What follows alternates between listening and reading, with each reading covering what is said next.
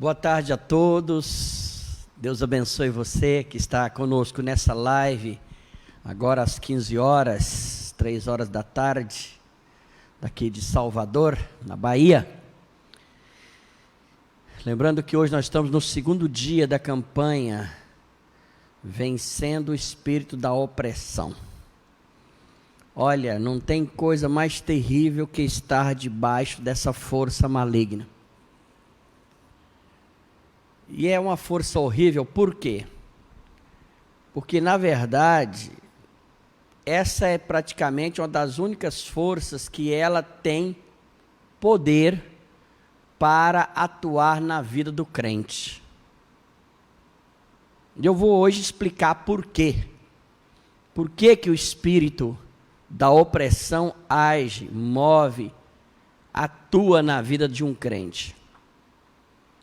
E, logicamente, nós temos que ficar apercebidos, ou seja, ligados, atentos, para que nós não sejamos presos por esse espírito e fiquemos debaixo da opressão maligna.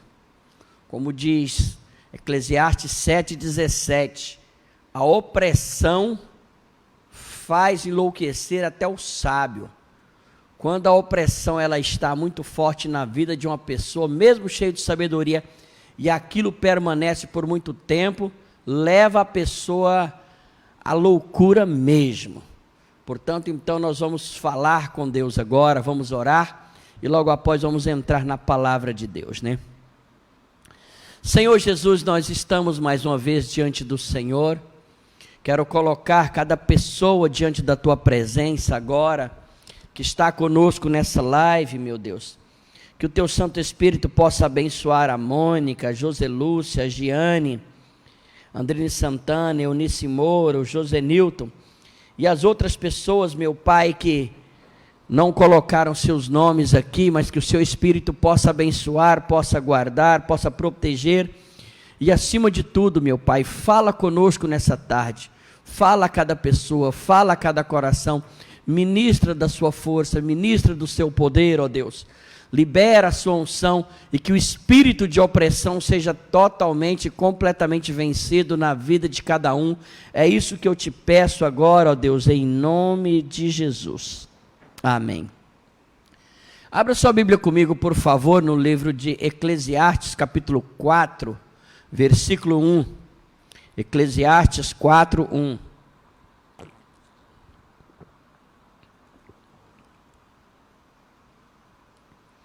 Eclesiastes 4, versículo 1.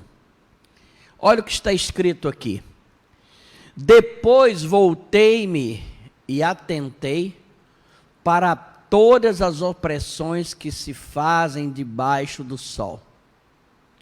E eis que eu vi as lágrimas dos que foram oprimidos, daqueles que não têm um consolador. A força estava do lado dos seus opressores, mas eles não tinham o Consolador. Olha o que está escrito aqui. Salomão, ele chega e diz claramente, fala, olha, eu atentei, eu divisei, eu observei, eu passei a observar, a olhar atentamente, olhar com maior detalhe, para todas as opressões que se fazem debaixo do sol. Então ele diz que não existe só um tipo de opressão, são vários níveis de opressões que vêm sobre a terra e sobre o ser humano. Mas ele destacou um em especial, ele disse, ele chegou e eis que eu vi. Quando ele atentou, quando ele divisou, ele olhou detalhadamente, ele diz, eu atentei para um tipo de opressão, aquela opressão que leva a um grau, a um nível tão alto de sofrimento, que leva a pessoa às lágrimas, leva a pessoa a chorar constantemente. E vale ressaltar a respeito disso, por quê? Porque parece-nos aqui claramente o seguinte, com o espírito da depressão, né? Porque uma pessoa, quando está deprimida, ela chora muito. Mas nesse caso aqui, era apenas opressão maligna. A pessoa estava passando por um momento aonde o espírito opressor estava agindo na vida dela, agindo no mundo emocional, agindo no espiritual, e aquela pressão que ela tinha na mente, que ela tinha no coração, gerando a angústia, gerando peso na cabeça, como dissemos na semana passada, parece que a cabeça vai pegar fogo, e a cabeça fica pesada, com os ombros enrijecidos, ou seja, esse nervo aqui fica levantado, a dor no pescoço, e o coração aflito e angustiado, e a pessoa faz de tudo para tirar essa dor de dentro, e ela não consegue, a dor é tão grande que ela é levada às lágrimas, é levada ao choro. E aí ele diz, eu vi as lágrimas daqueles que estavam sendo oprimidos pela força maligna, pela força do mal. Mas eu notei algo pior que as lágrimas e a opressão, é que esta pessoa não tinha um consolador, não tinha quem pudesse consolar ela. E aí ele chega e diz ainda, olha, e pior que tudo isso, pior que as lágrimas, pior que a opressão, pior que o fato de não ter o consolador, é que a força espiritual estava do lado dos opressores, ou do lado do espírito opressor. E aquela força do espírito opressor era tão grande sobre aquele ser humano, sobre aquele homem, sobre aquela mulher, que levava ele ao sofrimento, ao estado de sofrimento, a ponto de gerar choro incontido, lágrimas incontidas. Mas ele diz aqui, mas eles não tinham consolador. Aqui ele já diz que eram várias pessoas, eles não tinham o consolador do lado deles. E eu quero ajudar você a entender isso. Quando ele fala não tinha o consolador, de que ele está falando? Abre comigo lá no livro de João, capítulo 14, versículo 16. João 14, 16, olha o que está escrito. E eu rogarei ao Pai, e Ele vos dará outro Consolador, para que fique convosco para sempre. Olha o que a palavra de Deus está dizendo aqui, que Jesus chegou e disse claramente, falou, olha, eu vou para o Pai, mas eu não vos deixarei órfãos, eu rogarei ao Pai, ao Deus Todo-Poderoso, e Ele vos dará outro, porque enquanto Jesus estava na terra, Ele era o consolador daquelas pessoas. Aí Ele disse, mas vocês não vão ficar órfãos de um consolador, eu rogarei ao Pai, e Ele vos dará outro consolador. E Ele diz, e esse consolador estará para sempre convosco. E quem é o consolador? Olha o versículo 17, por favor. O Espírito Consolador, o Espírito da verdade, que o mundo não pode receber, porque o mundo não vê, nem o conhece, mas vós o conheceis, porque Ele habita convosco, e Ele estará em vós, ou estará dentro de você. A palavra de Deus está dizendo aqui, que o Espírito da verdade, o Espírito Santo, Ele é o Consolador. E a Bíblia diz então no versículo anterior, que Ele estaria sempre conosco, sempre convosco, sempre comigo, sempre com você.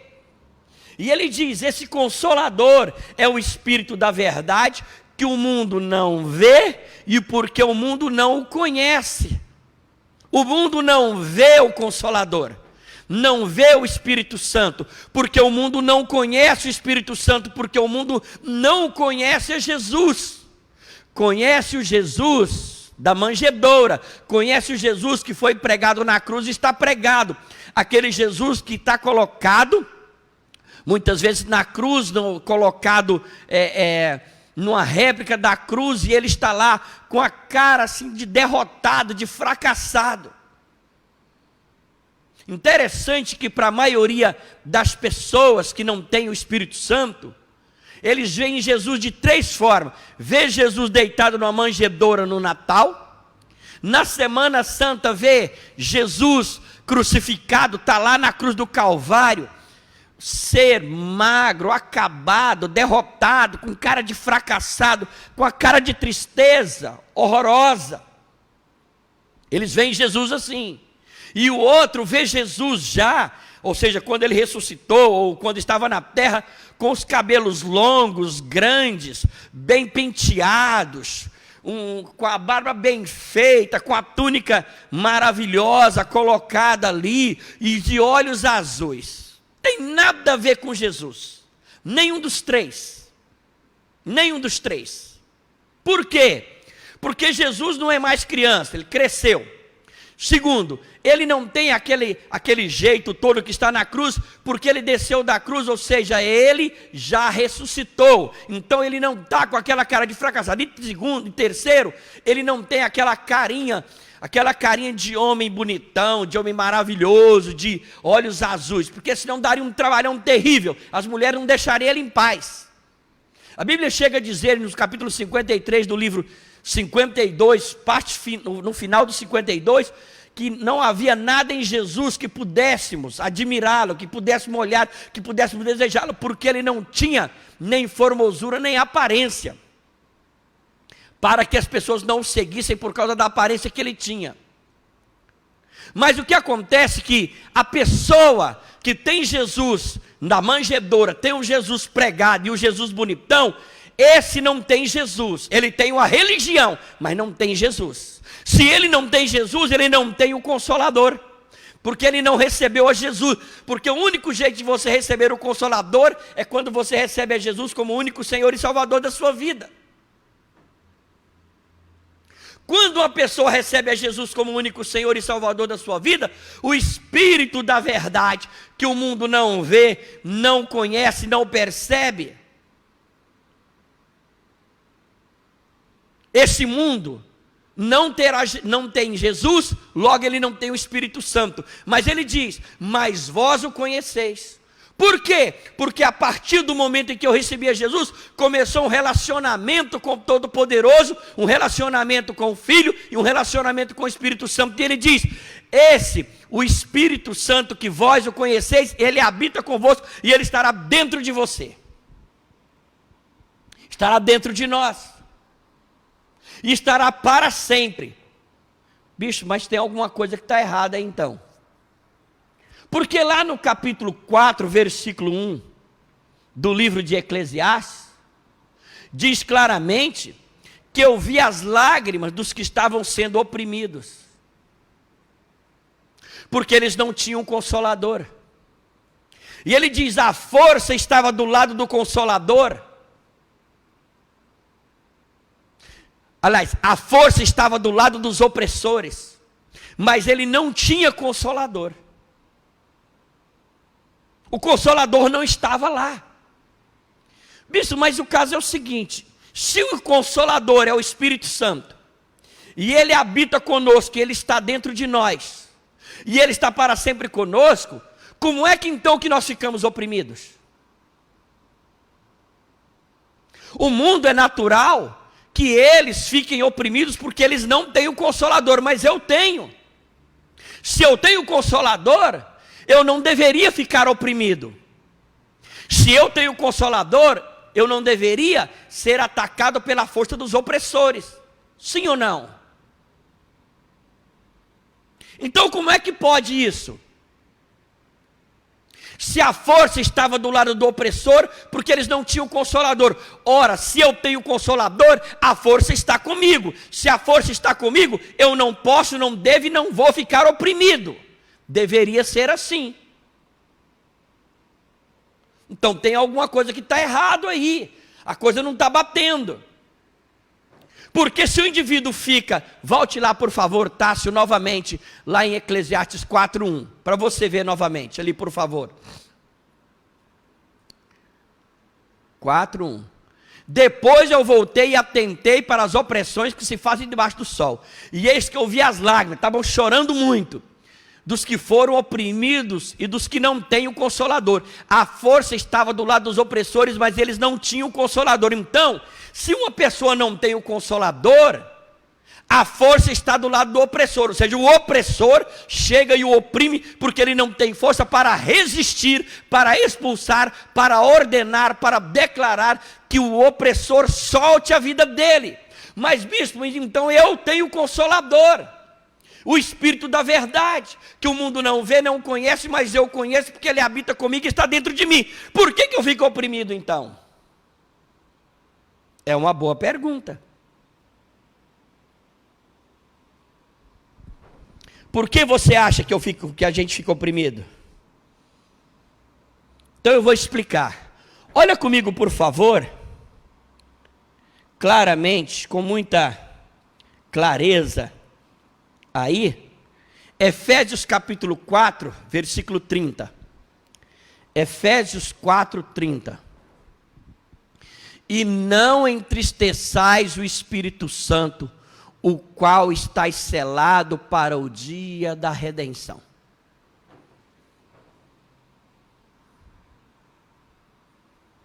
Como é que é? Quem é esse aqui? O Espírito Santo. Ele é o Consolador. Ele é o Consolador.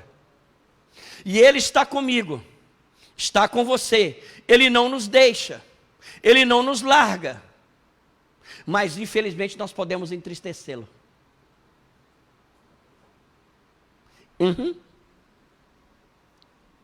Nós podemos entristecê-lo.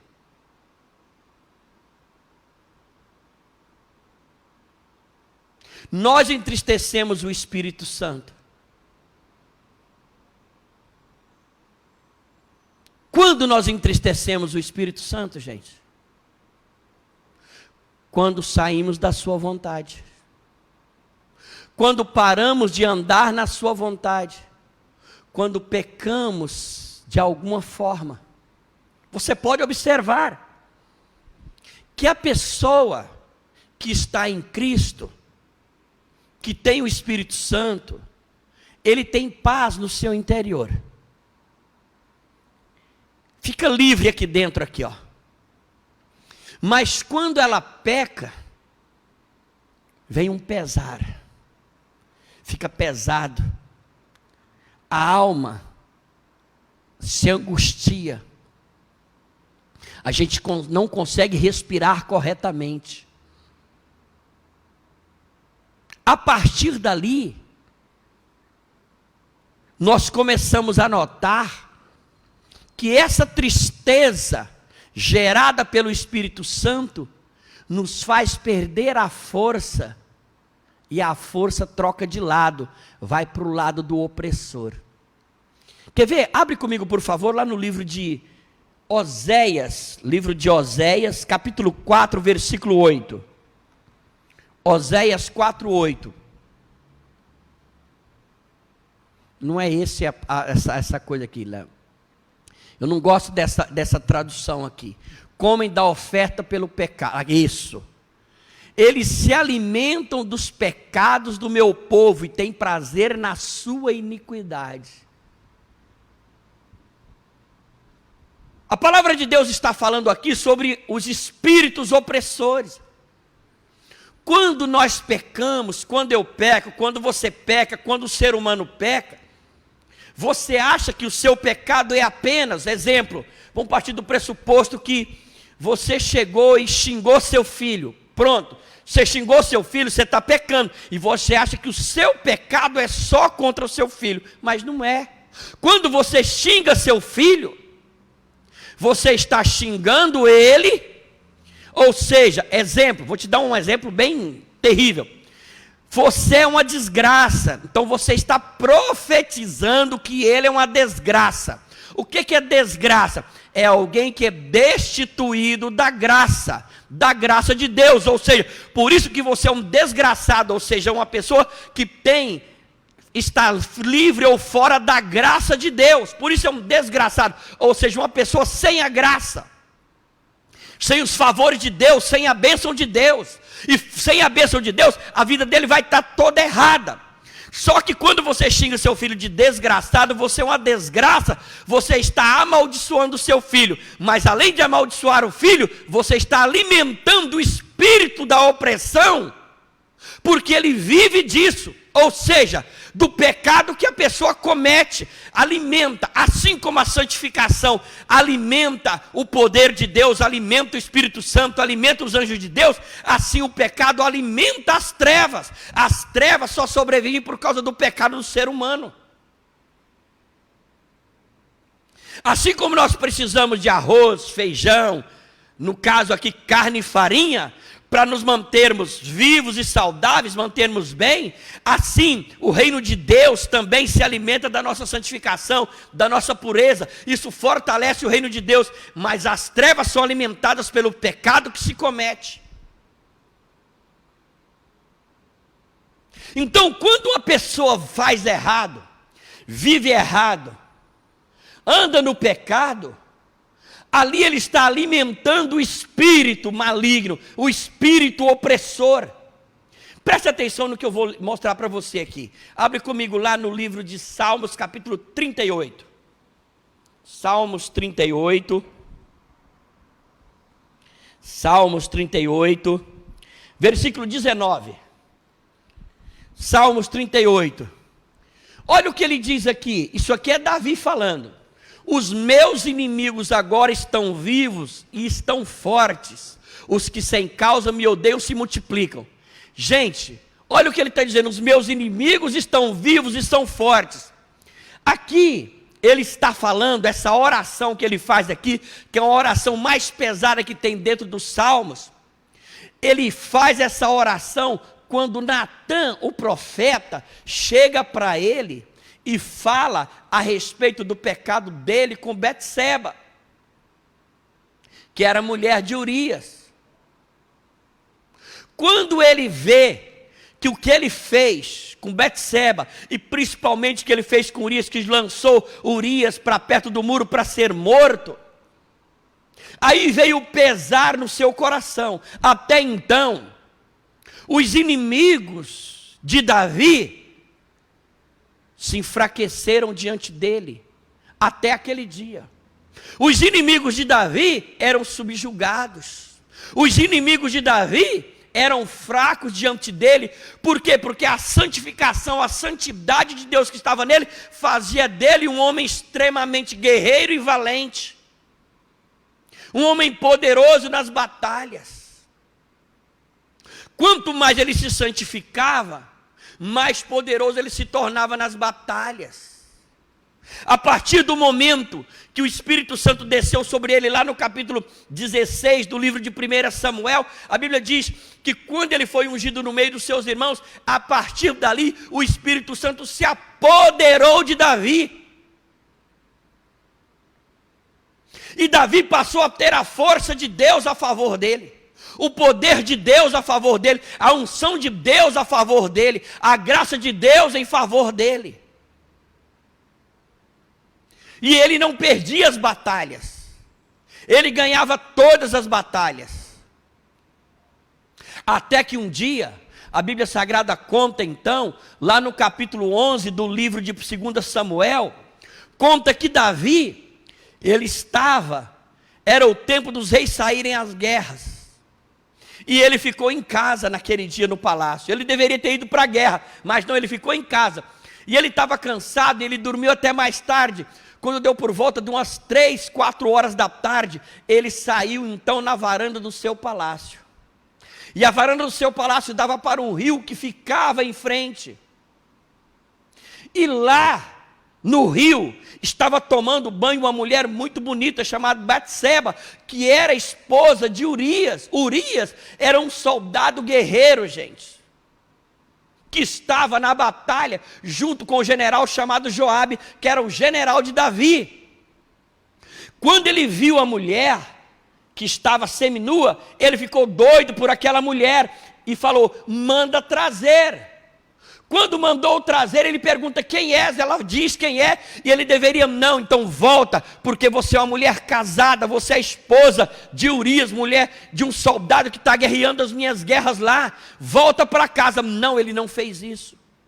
Como ele era o rei, chegou e levou ela para o quarto e teve intimidade com aquela mulher, adulterando.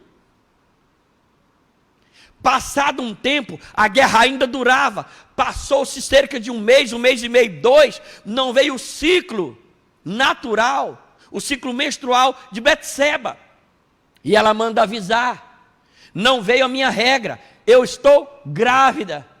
Quando ela disse que estava grávida, Davi chegou e mandou um mensageiro: manda Urias vir ter comigo. Aí simplesmente Urias veio, e ele recebeu ele no palácio. Chegou lá, senta aí. Urias nunca tinha estado na frente do rei Davi de perto, gente, só de longe, porque ele era um soldado normal, não era um dos oficiais. E ele então ficou extremamente assustado, porque ele estava sentado na mesa do rei no palácio.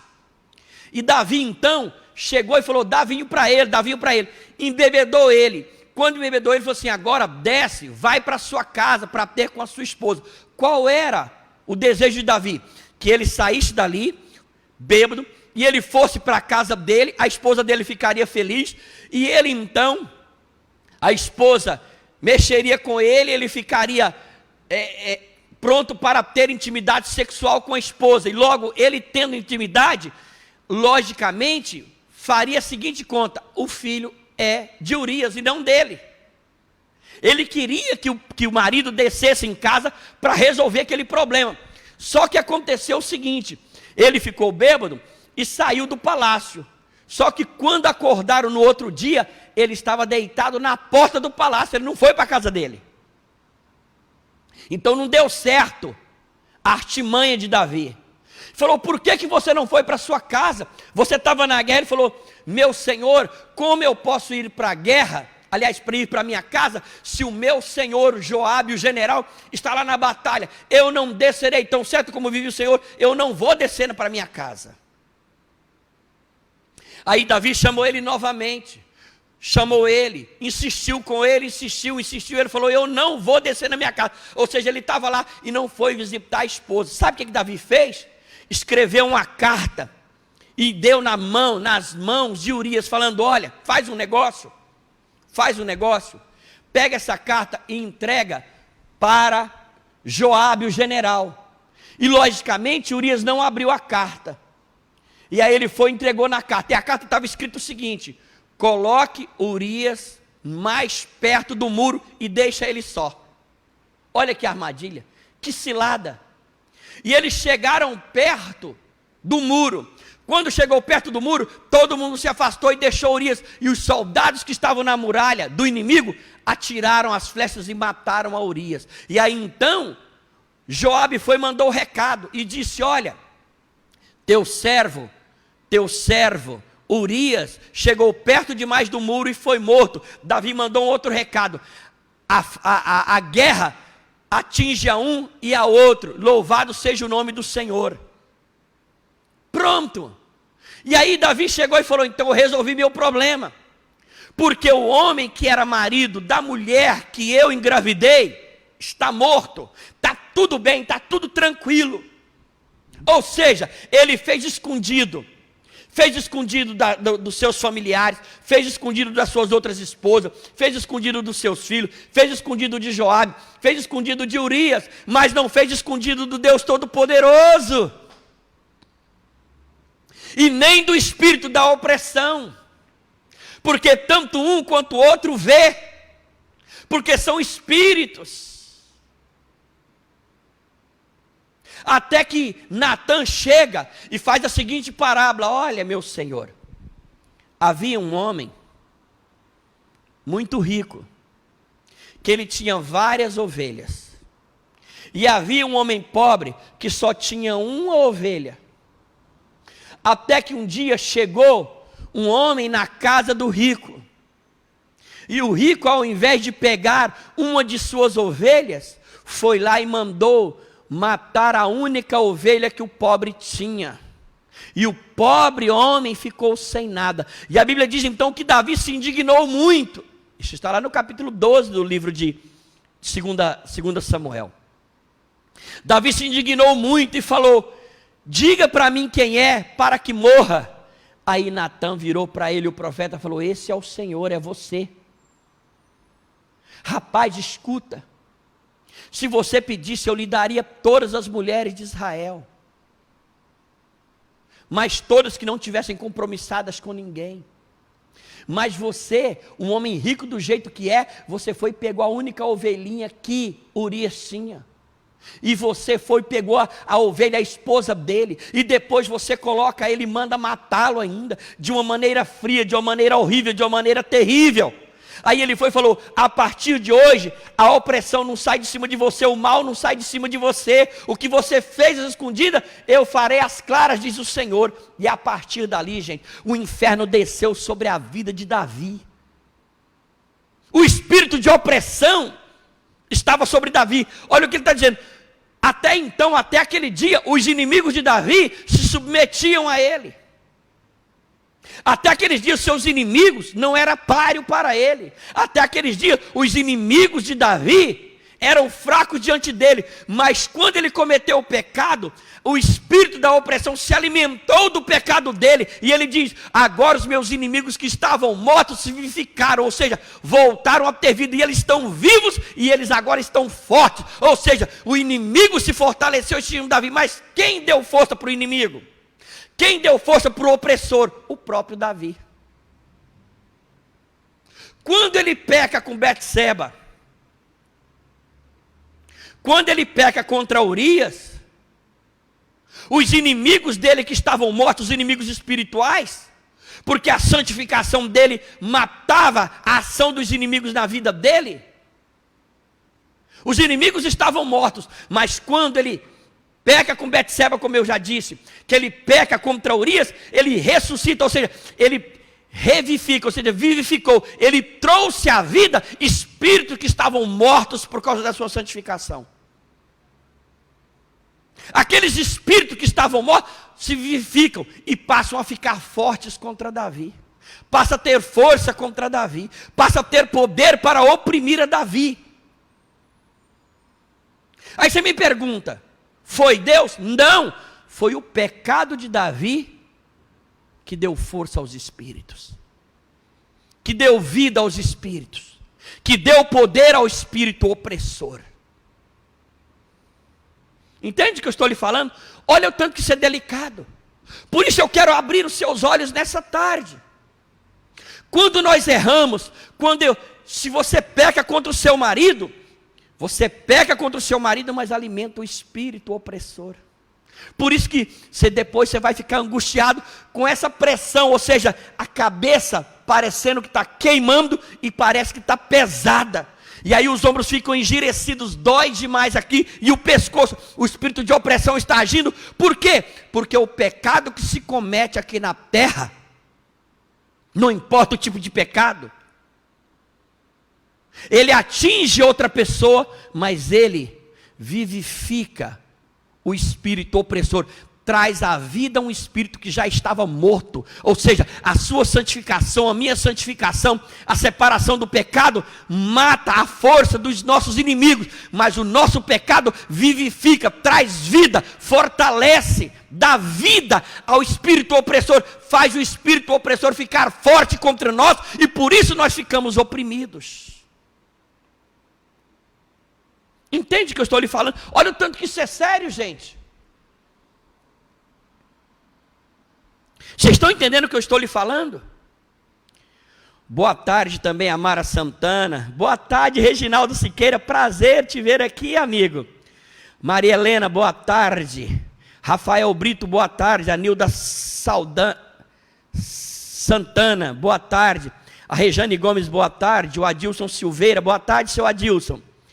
O Lázaro Divino, lá de Goiânia, boa tarde. A Valquíria Coimbra, lá de Portugal, boa tarde. A Rizomar, boa tarde. O Adriano Santos, boa tarde. A Júlia e o Jorge, boa tarde. A Anne Lucas, boa tarde. A Mônica, a José Lúcia, a Giane Santos, a Andrine, a Eunice, o José Nilson e outras pessoas que estão nos assistindo. Coloca os nomes aqui, gente, para que eu saiba quem está aqui. Então preste atenção. Quem faz o espírito opressor ficar forte sou eu mesmo. Quando nós pecamos, quando nós erramos, nós damos força, fazemos esses espíritos ficarem vivos, agindo e atuando contra nós.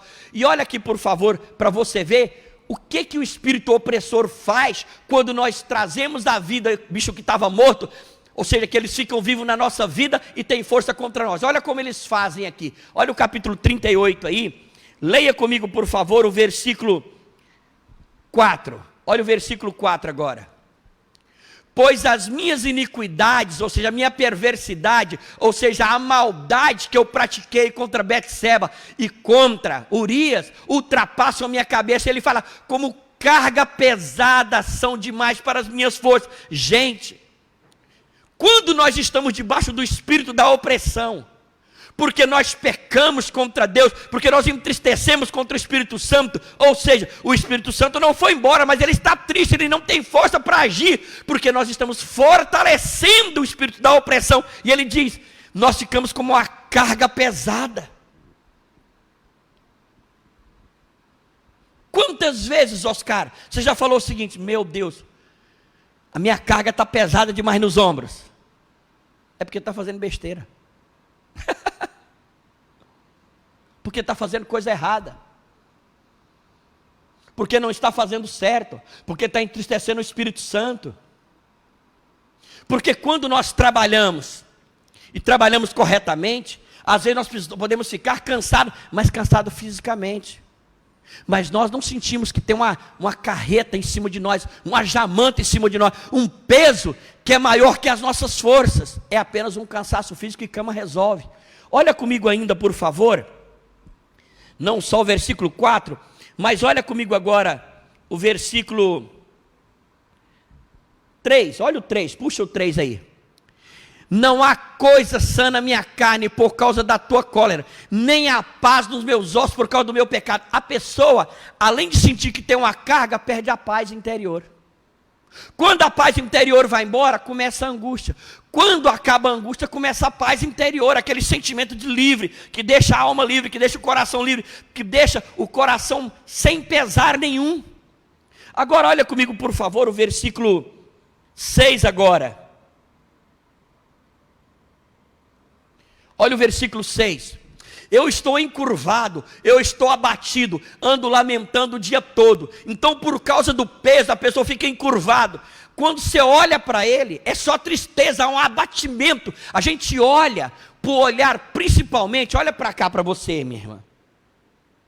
Isso aqui então para as mulheres, porque homem até consegue esconder. Mas uma mulher, quando está debaixo do espírito opressor, além dela sentir a carga e o peso, aí a Bíblia Sagrada diz, eu estou muito abatido. Mulher tem uma facilidade muito grande para refletir no semblante o que está no coração. Se a mulher ela está livre, ela está em paz, ela está bem, ela está debaixo da alegria do Espírito Santo, aquilo exala no seu rosto. O rosto da mulher brilha, os olhos brilham, os olhos, ou seja, a aparência muda, a aparência fica aberta, e todos falam, como você está bonita. Não é por causa da maquiagem não, é porque o semblante é semblante de gente livre, de gente que tem Deus, de gente que tem o Espírito Santo, de gente que o Consolador está lá. Mas quando a mulher peca, gente, quando a mulher erra, quando a força do opressor está grande demais sobre ela por causa do pecado que comete, chega um abatimento, ou seja, a paz vai embora, e tem um peso tão grande nas costas, e aquilo faz com que o coração se angustie, e ela reflete no rosto, no semblante, o abatimento da sua alma. A gente olha para ela, a tristeza está exalando, os olhos dessa mulher ficam opacos, a pele perde o brilho, a testa frange, os olhos ficam arroxeados aqui, ó. Só para você ter uma ideia, é tão forte quando uma mulher está oprimida, que essa parte aqui fica arroxeada dos olhos das mulheres. Por quê? Porque ela reflete no rosto o que está no seu coração, e o seu coração reflete a força do espírito que está oprimindo. Entende agora? Olha comigo, por favor, o versículo 8 ainda. Olha o verso 8.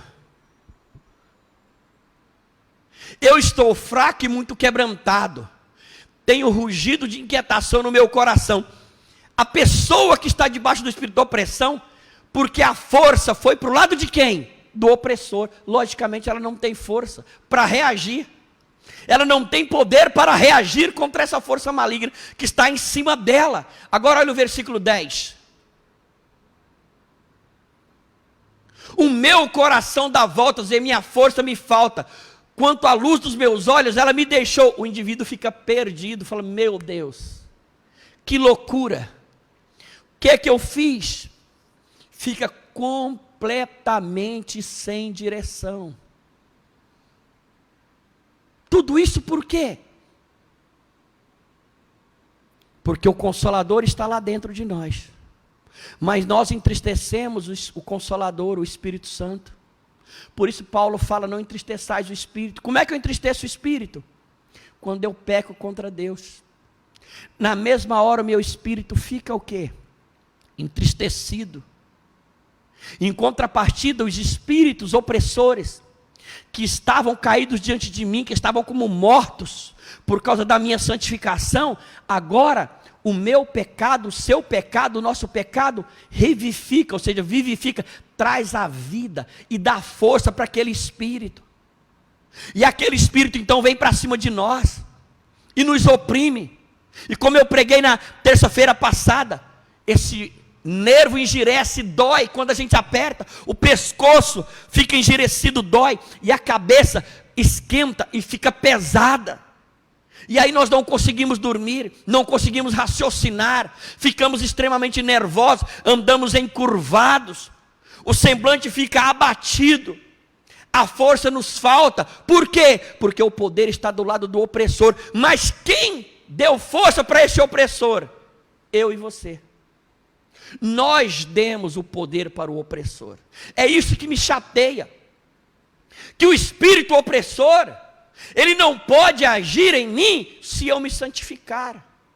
O espírito opressor não pode agir em você se você se santificar, se separar para Jesus, evitar pecar contra Deus. Bispo, mas é impossível não pecar. Mas é possível não viverem pecando direto, minha filha, porque muitas vezes tem pessoas que vivem diariamente pecando, e se você vive diariamente pecando, vai fortalecendo o espírito. Por isso que Eclesiastes capítulo 7, verso 17, faz enlouquecer até o sábio. Você imagina, com um pecado já fortalece o inimigo, imagina viver pecando como crente, fortalece o inimigo de tal maneira, o opressor, que ele não sai de cima, e ele não vai te dar paz, não vai te dar sossego. A pessoa não tem sossego, não tem paz nem de dia nem de noite. Quantos estão entendendo? Diga aleluia. Quantos entenderam? Escreve aqui no chat, eu entendi, bispo. Escreve aí, o meu pecado dá vida ao espírito opressor. O meu pecado dá força para o espírito opressor. Escreve isso aqui, eu quero que você escreva. Porque daqui a pouco eu vou te dar um macete para você se libertar disso. Escreve aí. Fala, já que entendeu, viu, Juscelene? Escreve aí. Fala o meu não fala o nosso pecado, não. O nosso está generalizando. Eu estou falando, o meu pecado dá vida ao opressor. O meu pecado dá força ao espírito opressor. Vamos lá. Escreve aqui. Vamos ver se vocês entenderam.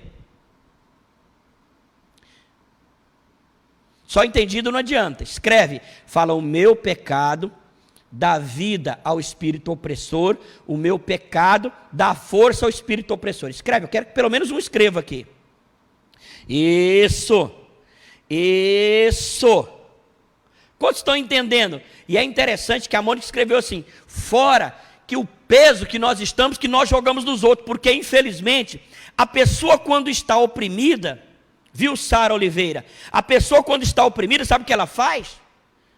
ela está oprimida, está pesada. Ao invés dela ir resolver o problema dela, ela quer dividir o peso com os outros. Ou seja, não é dividir para consertar, mas é dividir porque ela está oprimida, ela está pesada, então ela fica com raiva. E ela com raiva, ela ataca, ela magoa, ela atinge, ela ofende, ela ofere os outros. Ela fere as outras pessoas. Por causa da pressão que está sofrendo. E o indivíduo debaixo de sofrimento, debaixo da opressão, debaixo do aperto, sai distribuindo coice para tudo quanto é lado, parecendo cavalo chucro, que dá coice no vento.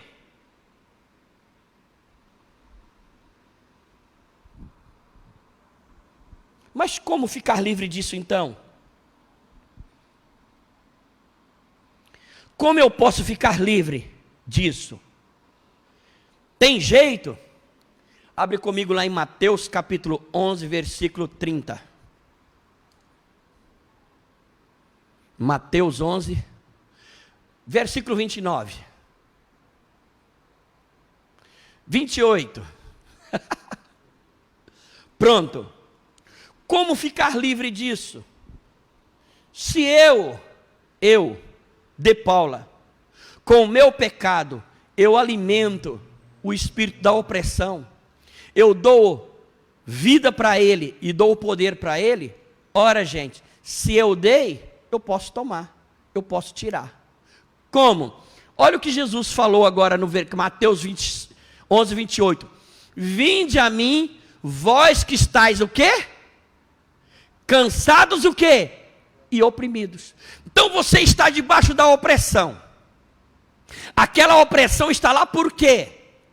Porque com o meu pecado, eu dei vida para o espírito opressor e dei força para o espírito opressor. Certo? Certo. Então ele agora está mais forte do que eu, porque o Espírito Santo dentro de mim está o quê? Entristecido. E ele entristecido fica quieto, porque eu estou dando força para o espírito opressor.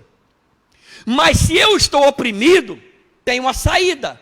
Qual é a saída? Jesus disse: vinde a mim, você que está cansado e oprimido. Ou seja, você está cansado de sofrer? Está cansado de levar taca, de levar surra, de levar paulada do espírito opressor? Está oprimido por ele? Vinde a mim. Vinde, vá até Jesus agora. Vá até Jesus agora. Vá até Jesus agora. Vinde a mim, diz o Senhor. Vá até Jesus agora. Vá até Jesus agora. E ele diz: vinde a mim, você que está cansado e oprimido, e eu vou te aliviar, diz o Senhor. Ou seja, se você quer ficar livre do espírito opressor, que você deu vida, que você deu poder, e você está cansado de ficar oprimido, vá agora a Jesus Cristo, e Ele vai te aliviar, Ele vai trazer o alívio. Entende o que eu estou lhe falando? Mas como é que eu posso fazer isso? Como eu posso fazer isso? Tá, eu vou a Jesus Cristo, pronto. E daí então, o que eu faço agora? O que eu faço agora?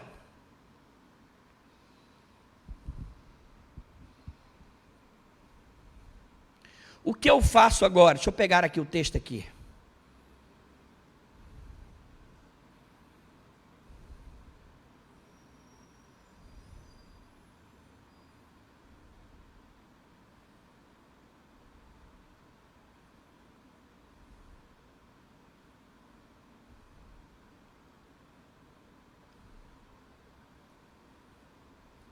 Deixa eu pegar aqui, só um instantinho.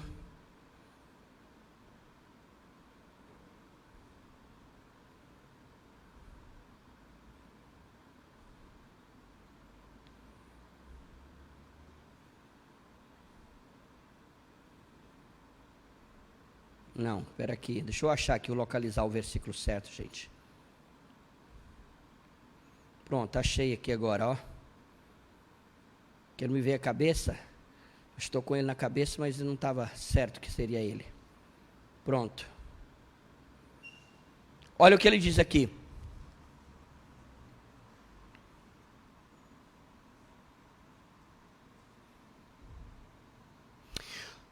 Abre comigo aí em 1 João capítulo 1, versículo 8. Então, Jesus falou: você está cansado, você está oprimido? Vinde a mim.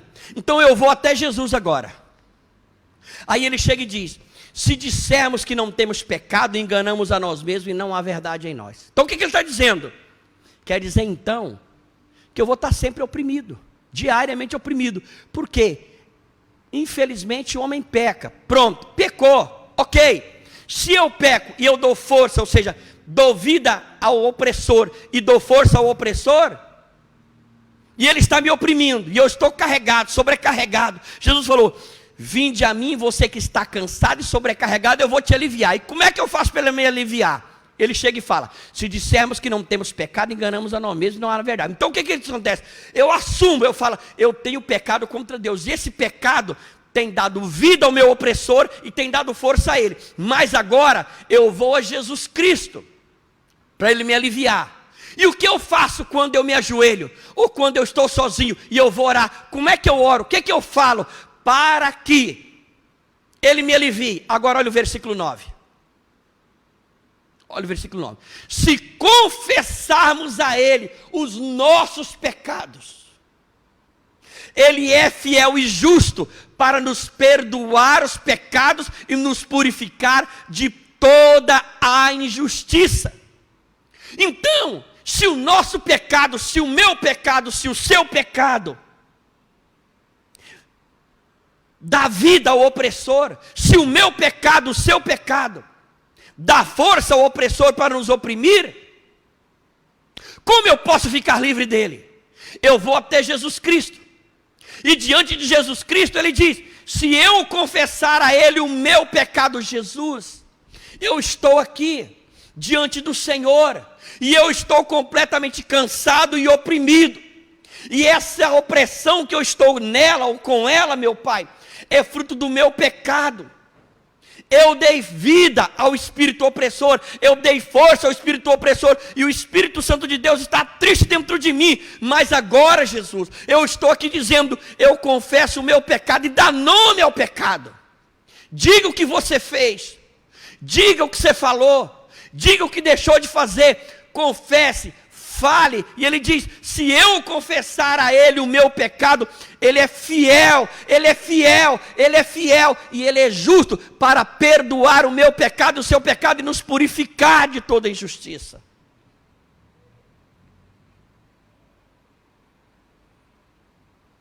A nossa confissão, eu vou a Jesus Cristo, a minha confissão, a sua confissão de pecado, traz alívio imediato, meu irmão. Na mesma hora, o espírito opressor perde as forças. Experimenta fazer isso para você ver. Mas isso é de todo o coração mesmo. Não é fazer por fazer. Quando nós vamos a Ele, nós confessamos de fato o nosso erro, o nosso pecado, Ele traz alívio. Por quê? Porque a nossa confissão, abre comigo lá em Romanos capítulo 5, versículo 1, para nós encerrarmos. Ele diz aqui, olha o que está escrito aqui: tendo sido, pois, justificados pela fé, temos paz com Deus por nosso Senhor Jesus Cristo. Nós estávamos pecando, e o nosso pecado dava vida e força para o espírito opressor, e entristecia o Espírito Santo dentro de nós. Mas quando nós estamos cansados e oprimidos, nós fomos a Jesus Cristo. E aí nós chegamos lá, de acordo com 1 João 1,9, nós confessamos a Ele o nosso pecado. Quando nós confessamos, nós somos justificados do nosso pecado pela fé. A partir daí, nós temos paz com Deus. A paz de Deus volta, a paz de Espírito volta, o peso desaparece, o peso da cabeça desaparece, e começa a vir a leveza do Espírito Santo. O espírito de opressão não pode ficar em cima de alguém que confessa e realmente se arrepende do seu pecado. A paz de Cristo, a paz de Deus volta imediatamente para dentro de nós.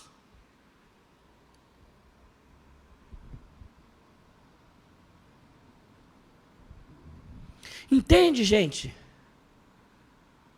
Exatamente, Jeane.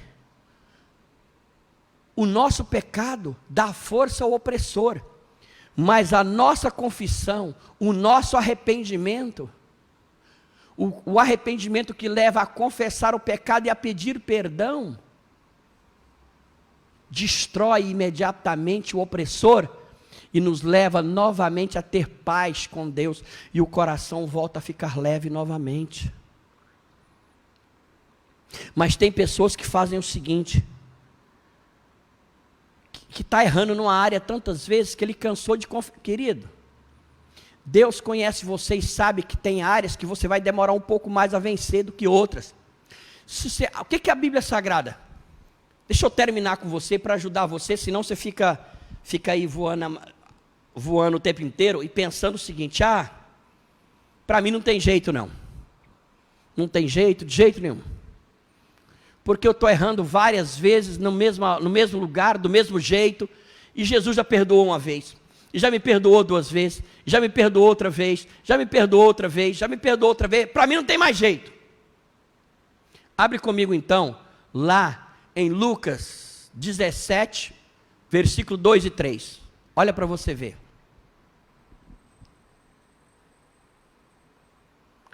Vamos pegar o versículo 3. Olhai por vós mesmos, se o teu irmão pecar contra ti, repreende-o. Se ele se arrepender, o que você deve fazer? Perdoa-lhe, ok? Isso ele está falando de relacionamento entre irmãos. O que ele está dizendo? Que se o meu irmão pecar contra mim, e ele diz, eu vou lá e falo com ele: ô rapaz, você pisou na bola comigo. Aí se ele se arrepender e falar, me perdoe, eu devo perdoá-lo. Agora olha o versículo 4. Se ele pecar contra ti, escreve aí, igreja, escreve aqui no chat. Quantas vezes ao dia está escrito aí em Lucas 17:4? Escreve aí, quantas vezes ele está dizendo aí? Se o teu irmão pecar contra ti, quantas vezes ao dia? Escreve aqui, eu estou esperando vocês escreverem aqui. Quantas vezes, gente? Escreve aí, quantas vezes? Se o teu irmão pecar contra ti, quantas vezes? Quantas vezes? Vocês não escreveram ainda, está demorando. 7 vezes, 7 vezes, ok? 7 vezes por mês? Está escrito mês aí ou ano? Se o teu irmão pecar 7 vezes por ano, é isso aí? O que está escrito aí, gente? 7 vezes é o que, gente? Vamos lá. 7 vezes ao ano, 7 vezes no mês, 7 vezes a cada 2 anos. Quantas vezes? 7 vezes o que, gente? 7 vezes ao dia, Oscar Valverde. 7 vezes, que por ano, rapaz? 7 vezes ao dia. Lê o que está escrito aí, José Nilson. 7 vezes ao dia, está escrito aí. Se o teu irmão pecar 7 vezes ao dia, agora olha para você ver. Quer dizer que ele vai pecar contra você 7 vezes ao dia na mesma área. Ele vai lá, te xinga. Agora olha o que ele diz. Se o teu irmão pecar contra ti 7 vezes ao dia, e 7 vezes ao dia vier ter contigo e dizer, arrependo-me, perdoa-lhe. Sabe o que ele está falando? Que se o teu irmão xingar você de manhã, você falar com ele, ele fala, eu estou arrependido. Se ele só falar, estou arrependido, a Bíblia diz que você tem que perdoar. Aí, foi 7 horas. Quando foi 9 horas, ele foi lá e te xingou de novo. Aí você falou, rapaz, mas que caba sem vergonha é? Me perdoa, meu irmão, me perdoa. Estou arrependido. Você tem que perdoar 2 vezes. Quando for meio-dia, ele vai lá e te xinga de novo. Rapaz, mas 3 vezes, aí eu não aguento, rapaz, você é muito cara de pau. Ô, meu irmão, me perdoe, estou arrependido. A Bíblia diz, perdoa. Quando dá 3 horas da tarde, ele vai lá, agora ele vai, pá, pisa no seu pé. Rapaz, você me xingou 3 vezes, agora pisou no meu pé. Você está ficando maluco, você perdeu o juízo. Ô, meu irmão, me perdoa, meu irmão, eu estou arrependido. 4 vezes. Quando dá 5 horas, ele vai lá, agora te empurra, te dá um tapa bem forte nos braços. Rapaz, você me xingou 3 vezes, você pisou no meu pé, agora você me empurrou, você perdeu o juízo. Ô, meu irmão, me perdoa. 5 vezes. Aí quando dá lá por volta de 8 horas da noite, chega lá ele lá, e chega, meu irmão, e te xinga novamente. Fala, rapaz, você não tem juízo não, você me xingou 3 vezes, pisou no meu pé, me empurrou, e agora você ainda vem xingar de novo. Me perdoa, meu irmão, me perdoa, me perdoa. Tem que perdoar. Aí quando dá 10 horas da noite, ele chega lá de novo, e te ruma a mão, bem forte na cara. E aí você perdeu o juízo, rapaz. Você me xingou 3 vezes, você pisou no meu pé, você simplesmente chegou, me deu um tapa, você me xingou de novo.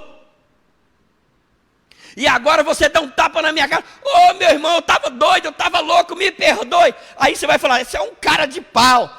Pode xingar ele do jeito que você quiser, mas você vai ter que perdoar. 7 vezes ao dia. Isso Deus impõe para mim e para você. Está vendo que você fica com o espírito opressor se você quiser? Que você está no processo de libertação, está no processo de transformação, assim como o seu irmão. A Bíblia chega e fala, se o teu irmão pecar contra ti 7 vezes ao dia, interessante que o livro de Mateus acrescenta, não 7, mas 7 vezes 70, é 490 vezes por dia. Então, se eu tenho que perdoar o meu irmão, quanto mais o perdão de Deus sobre mim. Se eu chegar e falar, eu me arrependo dos meus pecados, me perdoe, meu Deus, isso não me dá o direito de ficar pecando porque eu quero. Mas eu estou falando para você que Ele põe sobre nós um desafio muito grande, que são pessoas perdoadoras até 7 vezes ao dia. E assim o Senhor está disposto a te perdoar várias vezes sobre o mesmo erro, até que você consiga força para se libertar, até você ficar livre do espírito opressor. Você entende o que eu estou lhe falando agora?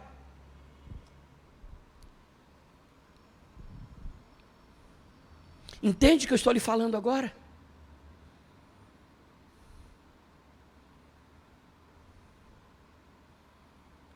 É isso, por isso que você tem que entender a palavra de Deus. Por isso nessa tarde agora, eu quero orar com você para que você vença o espírito opressor. Aonde você está na sua casa, fique de pé agora. Você que está aqui no salão, fique de pé também agora e nós vamos orar juntos agora. Ore comigo agora e fala, Senhor Jesus, nesta tarde, eu estou diante do Senhor. Fala, ó meu Deus, no passado, eu dei força para o espírito da opressão agir na minha vida. Mas agora, ó meu Deus, eu quero lhe falar de todo o meu coração, que o espírito opressor está agindo, porque eu, com o meu pecado, dei vida a ele, e dei força a ele. Fala, o meu pecado fortalece o espírito opressor, e entristece o Consolador dentro de mim. Mas Senhor, fala comigo, fala, a tua palavra, ela diz, lá no livro de Mateus 11:29, que se eu for a Jesus, porque estou cansado e sobrecarregado, Ele vai me aliviar. Lá em Atos, aliás, lá em 1 João, capítulo 1, versículo 9, diz que se eu confessar o meu pecado ao Senhor, o Senhor é fiel, e é justo para perdoar o meu pecado. E Romanos 5:1 diz que se eu confessei, eu sou justificado, e se eu sou justificado, eu tenho paz com Deus, porque o espírito de opressão é retirado. Fala comigo, fala, Senhor Jesus, nessa tarde, eu confesso ao Senhor os meus pecados, e eu lhe digo, perdoa, meu Deus, a minha iniquidade, a minha perversidade, a minha maldade. Me perdoe, Jesus, perdoe-me, ó Deus, perdoa o meu pecado, Me livra agora, Senhor. Me liberta agora, Senhor. É isso que eu te peço.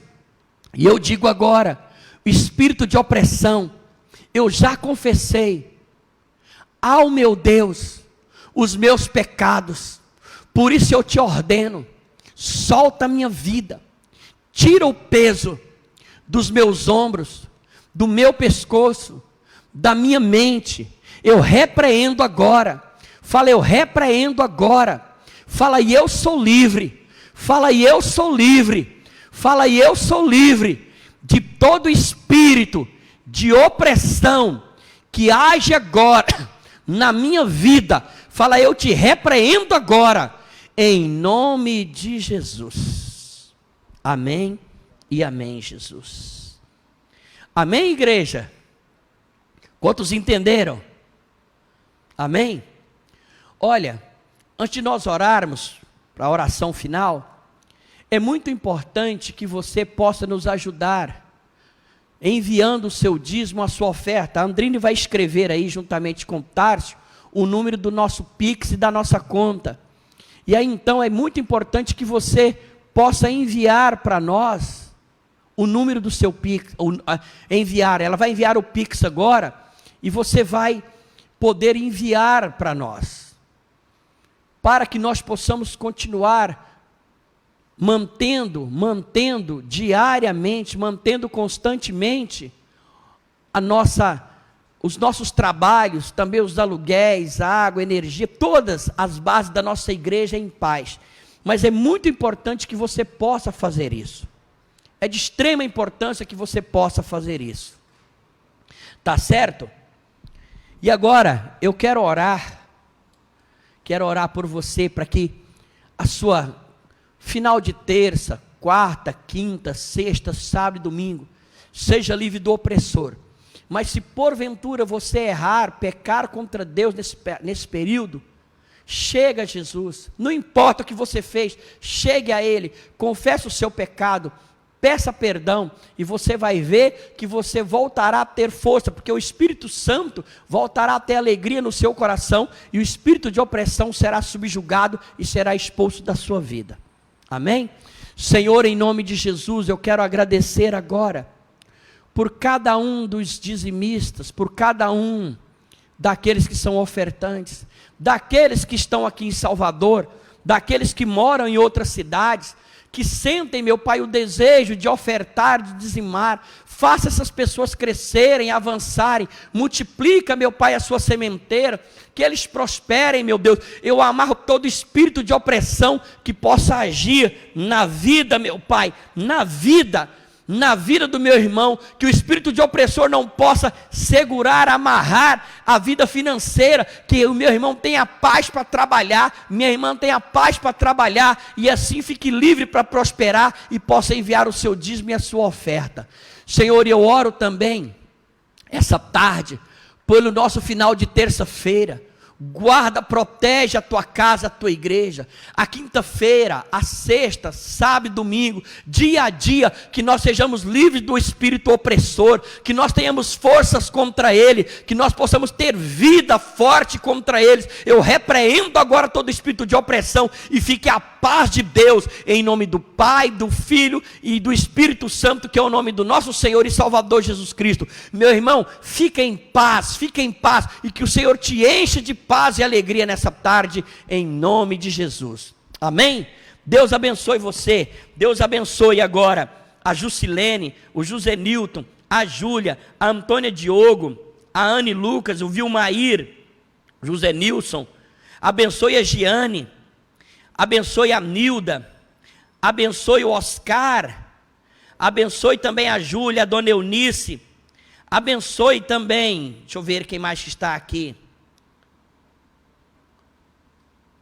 o Reginaldo Siqueira, abençoe também a Sara. Deus abençoe cada um de vocês, ó, beijo. E lembrando que amanhã nós teremos a nossa live. Pastor Jorge vai estar ministrando para nós. Ele ainda está aqui em Salvador, sábado ele estará mudando, mas então amanhã à noite ele estará fazendo a live para nós aqui, ok? Deus abençoe você. e até amanhã às 19h30, se Deus assim nos permitir, e vai permitir em nome de Jesus. Deus abençoe, tchau, tchau e até lá. Obrigado.